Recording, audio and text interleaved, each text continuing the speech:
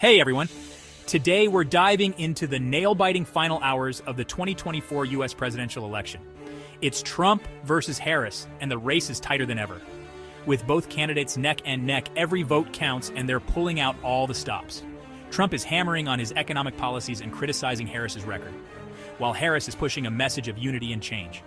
Trump's been crisscrossing the country, holding rally after rally, urging his supporters to vote in person. He's been pretty vocal about his skepticism of mail-in voting, which saw a surge during the pandemic. On the flip side, Harris has been advocating for early voting, hitting the campaign trail hard with big names like Barack Obama and Joe Biden by her side. The stakes are sky high, especially in those critical swing states. Trump is banking on his support from rural areas and white working-class voters, while Harris is looking to mobilize Black, Latino, and suburban women voters. Both candidates promise vastly different futures. Trump wants to make America great again, whereas Harris is all about building back better post-pandemic.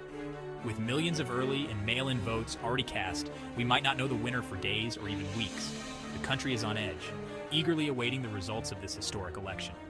Stay tuned, folks, because this one is going down to the wire.